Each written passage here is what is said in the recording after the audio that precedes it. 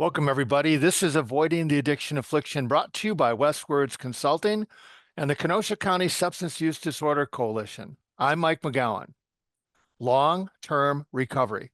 It's the obvious goal for anybody with a substance use disorder, even though the mantra is one day at a time. Well, those two things aren't mutually exclusive, and we're going to talk about long-term recovery today with our guest, Janice Claps. Janice is an expressive therapist at Lake Behavioral Hospital in Waukegan, Illinois, as well as a yoga instructor, a CrossFit coach, a meditation teacher, and recovery mentor. She's also an active member of the Phoenix Sober Active community, which we're going to talk about, and describes herself, I hope you don't mind, Janice, in her bio as a sober health and wellness professional with a dark sense of humor that enjoys candy and mischief from time to time. That's great. Well, welcome, Janice, and Happy New Year. This is New Year's Day. Happy New Year. Thank you for having me, Mike. I really appreciate it. I'm excited to be here. That's great. Well, let's get, for those that don't know, what does an expressive therapist do? So I bring a lot of yoga and meditation to the patients at Lake Behavioral Hospital. So I run 4 groups in the evening, and we'll do some chair yoga, regular yoga. We'll practice a lot of meditation and mindfulness. But sometimes, the patients are just not into it. So, we'll just hang out and listen to music, maybe talk and process some emotions. We'll play some games, especially with the adolescent unit. We'll play apples to apples or charades, stuff like that. So it's a lot of fun. I've met a really phenomenal group of people. It's been a lot of fun. That's outstanding. I'll talk about that maybe a little bit later, but one of the best groups I ever ran was during the middle of a thunderstorm where everybody went out and played in the rain and then came in and they just loosened up. So it's terrific. Yeah. Well, Janice, I had a woman I worked with a long time ago tell me her version of long-term recovery was a month, since that's the longest term she could make it. And I can empathize with that. But that's not what we're talking about here. How long have you been in recovery? What's your definition? So my sober date is February 28th, 2014. So I've been sober over 10 years. Congratulations. I appreciate it. Thank you. I like to say active recovery because there are still some behaviors that I have that don't necessarily feel sober. It's like, the candy and the mischief, but I've abstained from, street drugs and alcohol for over 10 years. And it's a practice, it's something that I work on a little bit every day, either with prayer, meditation, fitness. We talk about it in our groups at my job. I have a network of people that are in some sort of recovery. Maybe it's not alcohol and drugs, but some sort of recovery that we kind of share about what we're experiencing, how we handle it, stuff like that. So, I feel like long-term recovery, it's kind of subjective because, if you would have told me in my first AA meeting, oh, you're going to have 10 years of recovery, I would have been like, yeah, right. So I really do believe in the one day at a time. There have been moments in my recovery where it's been 1 hour at a time, Right. Right. Yeah, totally. And I feel like as long as you can make it, if you can turn your recovery into the ritual,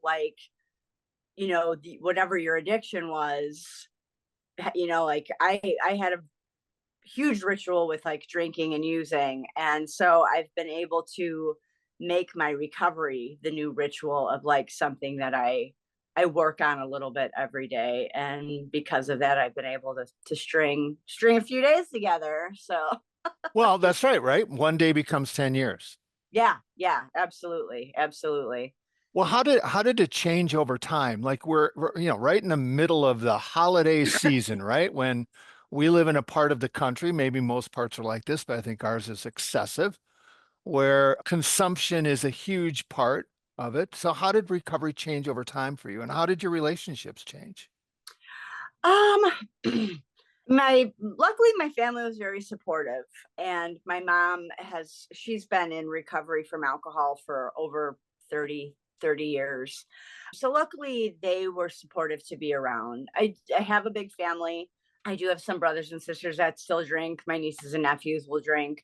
And so in the beginning, like if it got to be, a little too much to kind of be around, like I felt okay, like, hey guys, I'm gonna go home, or I'm gonna step away or go for a walk. Like there were plenty of times on Thanksgiving that I was like, I'm gonna go for a walk for an hour to kind of remove myself from whatever is going on here. Luckily, it was never like chaotic or anything, but and just kind of learning that boundary, and like learning that, like, I have the control to make that choice for myself, which when I was actively using, like I always felt like everybody had to cater to my needs, and like, you know, Right, right. yeah. So yeah, in early recovery, it was challenging. Definitely, like friendships have kind of morphed over the years. I still have a lot of people that are close to me that were close to me when I was out there, and like luckily they've kind of grown and changed and morphed as well. Like some of the people that were still actively using or are still actively using, they still have a very close place in my heart. If I see them, I mean, it's pretty rare that I would see them, because I don't really go to functions where I would see people like actively using speed or anything. Yeah. But if our paths should cross, like I'm always, they're still very dear to me, and I hope that they are healthy and prospering. But I also have to understand that it's like it's not up to me to sober somebody up. If somebody is struggling and they want the help and they reach out to me, like of course I want to be there to help anybody that needs it, but I can't change anybody either. So Well, that not going is part of what I wanted to get to next, because you wrote a blog post. Read, I don't remember where I read it now, but I think you call it Finding Grace. And you wrote where you said you had a stomach ache, and yeah, not because you were sick, because you overindulged in treats, because you eat your feelings when stressed. And then you say, and this is a great quote, predicaments wholly self-imposed through my own thoughts, actions, and behaviors. yes. Well, that's taking responsibility. So the stomach ache is your fault. Oh yeah, absolutely. I remember that day perfectly. I do. I eat my feelings. I mean, maybe I need to go to Overeaters Anonymous. I don't know. Like, luckily, I'm pretty active, so I feel like I can get away with it. But yeah, with the stress of losing my job and not really being sure of what was going to happen, I bought an extra box of Nutty Bars, and I think I ate I ate four in one day. And there's two Nutty Bars to a package. And yeah, I was just like, oh, my stomach is killing me. And just like, well, I did this to myself. Like I Yeah. did not, I could have made better choices with my food. Maybe I could have, practiced another like healthier ritual, healthier routine. But that was my, what I needed at the time. And yeah, and I didn't feel great, and it kind of ruined my whole morning that day. Well, and you also said, I think in the same article, that you overspend, another common thing, Yes. to fill the void of loss, fear, and uncertainty. Now, my question is, how do you get to that level of self-awareness? Because that's one of the keys, I think, to recovery. Yeah, yeah. And I think especially long-term recovery too. Yeah. I mean, that's really been a practice for me. I mean, I think like I have always kind of had this dark sense of humor, this sort of self-deprecating sense of humor. And so, and people like, friends, family would be like, oh, you should be kinder to yourself or whatever.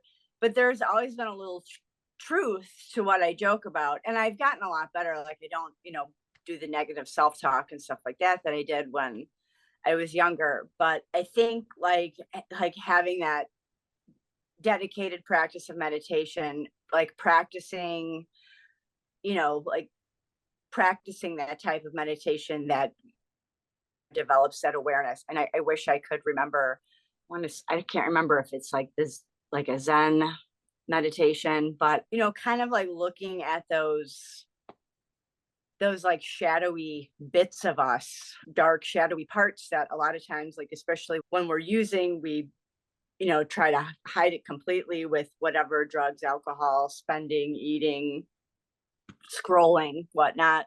Like really being able to sit with that and look at it and realize that like this, these feelings are coming from somewhere, and like where exactly is it coming from? I think what it was. I practiced. There's Dr. Joe Dispenza. I don't know if you've ever heard of him. He's on the Gaia channel a lot. He's got a really interesting program called Rewired, about like rewiring your brain. You can find some of his meditations on like YouTube and stuff, but I did actually download, I feel like I paid for it, a download of his meditation, and it's called Breaking the Habit of Being Yourself.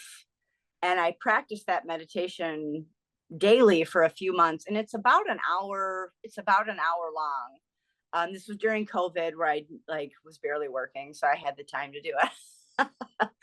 And practicing that meditation specifically really helped me understand the kind of the darker, shadowy parts of myself that I was unwilling to look at or even unable to look at. And I feel like that helped, kind of like cultivate a little bit more of that self-awareness, and especially in like a healthier way, like not just in the self-deprecating sense of humor kind of way, but in that way that I can, like understand like, why I'm doing these things. I still do these things, but at least now, Yeah, I'm well, like, okay, I get it. I'm stressed well, out. and it's not easy to sit in those feelings, right? The the tendency is to eat, Yeah, spend, use, right? yeah, And yeah. so to sit in those feelings is practicing. It's more than just a mantra. It's actually practicing it. Yes, absolutely, absolutely. And like to be able to sit in the meditation, whether it's a guided meditation like that, or even just, having a timer set with maybe a bell every, 2 or 3 minutes or whatnot, to kind of keep you, centered in that space. And then, like journaling about it a little bit, like, Mhm. maybe writing down what came up, what feelings came up. And, like I had some pretty dark stuff come up when I was practicing that, and would kind of write it out and ask myself questions like, well, where is this coming from? Why, like how long have I carried this? And, that sort of like introspection, to be able to kind of dissect it a little bit more, and understand it a little bit more. So, Well, and then transferring it to something positive. So how did you discover, or were you already into yoga, meditation, CrossFit specifically? Because when you do CrossFit, you're working yourself to exhaustion. oh yeah, absolutely, absolutely. I've been a yogi for almost my whole adult life. I Hmm. think my first yoga class I went to, I was like 19 years old. So yeah, that was 30 years ago. And I mean, I've been in and out of it, but like I've always been very fascinated and interested in yoga. So now that I'm able to teach it and, guide people through it, has really been a blessing. I've really enjoyed it. I got into CrossFit I was about 2 years sober. I had some friends of mine, some girlfriends of mine that were like, I really think you'd like it. I think you'd really benefit from it. So they knew I was struggling. And at the time, like I was 2 years sober, going to AA meetings, but I was in a horrible relationship with somebody, terribly abusive. I had never experienced a relationship like that before, but I got into this relationship when I was like 6 months sober. Yeah, Yeah, great timing. great timing. My sponsor at the time was like, I don't really think this is a good idea. Like, I advise against it, but it's your call. I'm like, oh, I'm 6 months sober. I think I'm healed. Like, I can handle this. And yeah, it was Yeah. terrible, terrible. And it's funny when I look back. I mean, there's like hindsight is 2020, right? Like there were so many red flags the day I met this person, and even just how I presented myself to the world, that like, I'm 6 months sober. Like I'm, I don't love myself. I don't value myself. Like the only good thing I have going for me is that I'm 6 months sober. Like inside, I am still completely broken. But my brain was like, "Oh, but you're sober, so it's all good." I'm gonna stop you for a minute because you just did something where you illustrated a point, and I think people who are listening to this can zoom right over it. You started talking about the relationship and the horrible choice, but then you owned it like that. Yeah, How you presented yourself to the world. Now that's a transition, right, Janice? You just did that. That's now coming naturally for you. yeah, yeah. And that it took a lot of work. It took a lot of work, and I think that finding CrossFit and that outlet for that was really, really helpful. What'd you think the first time you did CrossFit? Well, the first few classes I went to, I enjoyed it. It was fun. I felt like a kid again. Like we were Yeah. jump roping and jumping around and swinging from the pull-up bar and stuff. So it was a lot of fun. It was a really fun community. It was a small gym in Chicago. I'm not even sure if it's there anymore. It's because this was pre-COVID. Yeah. But it was probably about 2 or 3 weeks into this adventure that there were rope climbs, and I have never climbed a rope in my life. Like, what? Like, this is not going to happen. But the coach, like, he took the time to like guide me through it and explained it. Like, this is all how you wrap your feet and your legs. This is not, you're not pulling with your arms. Because I mean, I still don't have great arm strength, but like, I was always thinking like it's Yep. pulling yourself up with your arms. So he guided me through it. Like we sat on a box. He showed me how to wrap my feet, how to stand up. And within a half an hour, I climbed climbed the 15-foot rope. And so I got to the top and I felt like I was up there for an hour. I'm sure it was only like a few seconds, but at the top of that rope, I was like, what the heck am I doing? Like, I'm with this person who's awful. Like, I'm not really paying any attention to myself and like how I'm being treated, how like, yeah, this person is not valuing me. I'm not valuing me. Like, it was like my whole perspective changed just being at the top of the rope. And yeah, I stuck with CrossFit. Within a couple of months, that person and we broke up. I kicked him out of my house, called the police because it was like, of course, it ended terribly. Yeah. Right. And it was just like I put the boundary down. Like he tried reaching out for months afterwards, and I was like, no, this is not. Like, I am done with this. This part of my life is over. I'm never going to allow myself to be treated like that again. And I moved back home with my mom. This was in Illinois. Moved back home with my mom in Huntley, and I found a CrossFit gym out there, and they really became my family, like my recovery family. That first, that subsequent few years after that, and there were people in the gym who were in recovery from drugs and alcohol, and people that just had their own issues, but we all kind of came together and like worked through it there, and it was just it was such a wonderful community of people. And I found the same thing at my gym here in Kenosha. I mean, they're just awesome people. Everybody's helpful. Everybody's supportive. You find people that you kind of want to be like or kind of want to emulate. And I see these strong women at my gym, my old gym, the new gym, that I'm like, that's what I want to be. I want to be not just like physically strong. Physically strong is cool. I do want to be physically stronger, but just that, like, to show up every day, to be consistent, to be accountable, to be, like, you just get in there and do the work and you do your best, because that was not my MO when I was out there. Like, I was just like barely showed up 90% of the time. God, there's so many great analogies to recovery and the stories you just told, from the rope climb to showing up every day. Yeah. Well, you found something called the Phoenix Sober Active Community. For those not familiar with it, and we'll put links to them at the end of this podcast. Tell us about that. So the Phoenix it's a national nonprofit organization. I found them again. This is pre-COVID. I think I was listening to a CrossFit podcast at work, and they had on Scott Strode, who is the gentleman that created the Phoenix, and just talking about, like, his struggle with his addiction and how he found this, like, a community of people that were into like fitness and movement. And I don't think his jam was CrossFit. I feel like he got into like rock climbing or something. I can't remember. He did just come out with a book that I haven't read yet, but it was kind of the same thing with me and the rope climb in the community. So listening to the podcast, like, I got really inspired, and they talked about how they're always looking for volunteers, to host classes. So that's how I got into hosting the classes at my gym. I contacted them. It took a couple of months, but they set me up to get my CrossFit level 1 to be able to coach.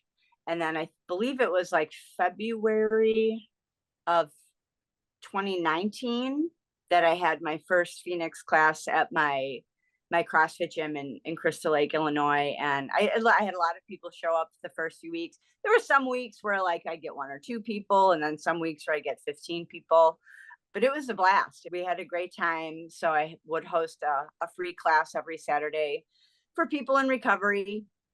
And yeah, we would just start with an icebreaker, kind of go over the workout we were going to do. And of course, like, everything can be modified. So if somebody had never done CrossFit before, we're not like, hey, we're going to back squat our body weight today. So because I know a lot of people that have never done CrossFit can be really intimidated by it. And I'm Yeah. like, yeah, I'm here to tell you that everything can be modified to your ability. Like, don't be scared of it, because it's awesome. One of the parts I like about CrossFit, Janice, is when I watch the competition on TV, is that even those who finish turn back around oftentimes right away and start cheering for the people right Yeah, behind them. yeah, That's yeah. kind of awesome. It is. It is. It's really awesome. And you see that same energy like in a class at the gym, like, it's kind of like in an AA meeting where they say, like, the newest person here is the most important person here. And it's kind of like, that's sort of the MO, like in a class, like, people are like, oh, I'm the last person to finish, but everybody's crowded around them, Yeah. cheering Yeah. them on, like, you got this, and it's very, like, it's so encouraging and so empowering that it's just like, yeah, I'm doing it, so. Well, in your blog post, you used the word in your blog. Am I pronouncing this correct? Samsara? Yes, I'm Sarah. I looked it up. It's Sanskrit, right? And it Yes. has several meanings. One of them is rebirth. How did you mean it? So the way in that blog post specifically, I kind of being caught in that loop. So like Running in circles was another running one. in circles, yeah, and kind of like chasing your tail, and like, you almost feel like you're just sort of being reborn into this same vicious circle. And so that was sort of how I meant it in that blog post, of just kind of going in circles with this, like, nutty bar fiasco or whatever. Maybe I'll title the podcast The Nutty Bar. The nutty bar fiasco, yes.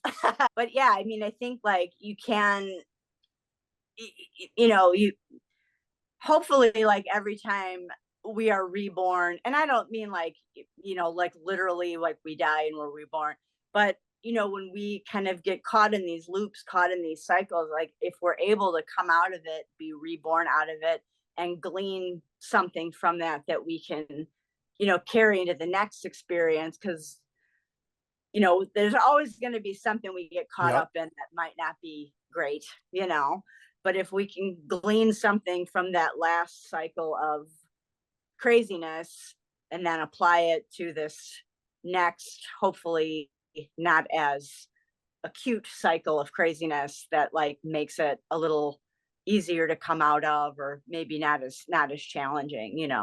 I love that. And that's the difference between you now, right? And when you look back, when you were really caught in that cycle, but it was downward. Oh yeah, absolutely, absolutely. I was, I mean, I remember, it's so funny to even cracks me up to even talk about it because I'm like, how am I even this person? But like, I mean, I remember being so cracked out. I like speed was my drug of choice, speed and alcohol. I mean, my drug of choice was more, let's be fair, but my two go-tos were speed and alcohol. And I just remember being awake at like 4 a.m, trying to sleep, like, drunk because I'm trying to put myself to sleep with Jameson or whatever, and having this thought like, well, I'm clearly possessed. Like this, I'm possessed by the devil. Like this is not me. And it just was such a rational thought in my head that like, oh yeah, no, this is not my fault. This is a darker energy at work. And like now that I've kind of come through this, that is just like, well, it was a darker energy at work, but that darker energy was me. It was not the devil. Like this was just like a very sick, traumatized part of me that like couldn't figure out how to operate in the world, like, and oh, my dog's getting riled up. Sorry. That's great. That's Yeah. part of me was hoping that was a dog. Yes. Yeah. Yeah. As I'm just talking about being possessed by the devil. But yeah, I mean, it, it it's been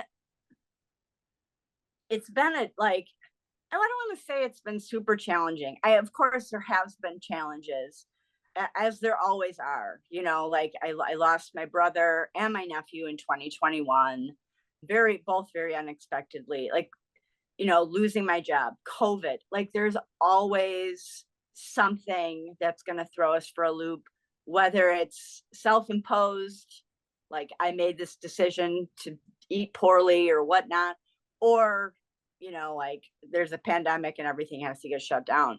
And like the more tools that we can gather to, to again, to learn like how to operate in the world and how to operate, with friends and family and the community, just to make this experience, hopefully we can make it more joyful and enjoyable. But sometimes it is just like learning, like, okay, how can I get through this without drinking? How can I get through this without using or blowing up on my partner? Or, like it's been, there's just been so many lessons and tools and all that I've been able to apply, and like, and hopefully that I can, share with other people if, if they want to learn about it. So What a great spot to end a New Year's message. I mean, it's all about hope moving forward and decisions. Janice, it's been a blast. yeah. Oh, I've really Uh, enjoyed this, Mike. Thank you so much yeah. for having me. Well, we're gonna, as you know, who listen, we put links to the Phoenix Sober Active Community, the national site, and its many resources attached to the podcast. Thanks again, Janice, for being with us, and for all of you listening. Join us anytime you're able. Until then, stay safe, live well, and I guess what? Climb the rope. Climb the rope. Absolutely. Take a deep breath and climb the rope.